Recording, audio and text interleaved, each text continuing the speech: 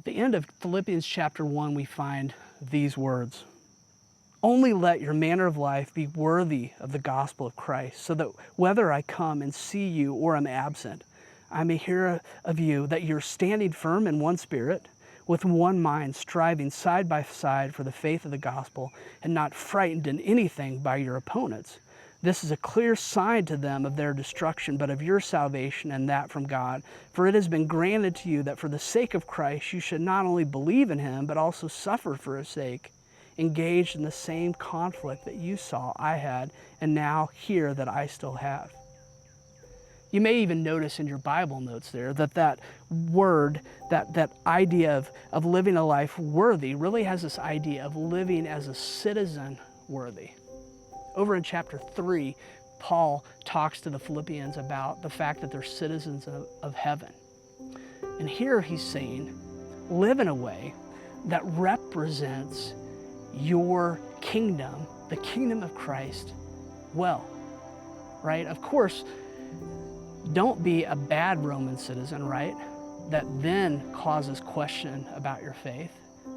No, don't do that either, but think first and foremost about what it means to represent the kingdom of Christ and be a good citizen of heaven before those around you. So that's Paul's concern here, and I would say that needs to be our concern as well. Not first and foremost, are we good Americans? Are we living in the American way? But are we representing the cosmic reign, the beautiful, glorious kingdom of Christ well to those around us? Are we? But then he talks about how one way that's seen is in our unity, right? He wants to see the church. He wants to see us standing firm in one spirit, striving side by side for the faith of the gospel. You know, as citizens in unity, it's a beautiful thing. It's a winsome thing. It appeals to those around us.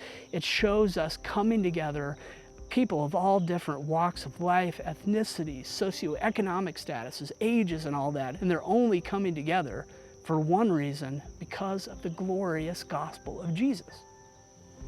Paul says, I want to see that among you. Pursue that church. But then he also talks about trusting and not fearing, right? Trust and don't fear. He said, don't be frightened by your opponents, right? Because the fact that you're suffering, it tells a couple of things, right? It tells, first of all, that they will one day be destroyed. Their opposition of you shows that they're not of Christ, that they're on the wrong team, and it shows their destiny. Okay, of course he's not saying don't still pursue them, don't try to love them, don't call them toward you, but he just says, hey, be assured you're on the right team here. But then he says these amazing words, for it has been granted to you that for the sake of Christ you should not only believe in him, but also suffer for his sake. So catch what he's saying there. He's saying it also shows that you're on the right team, not just that they're on the wrong team, but you're on the right team. And he has this word granted. And if you look at the Greek there, it actually has the word charis, or grace, in it. He says, church, you have been graced. You've been given graciously these trials, these sufferings. And that shows you're one of his.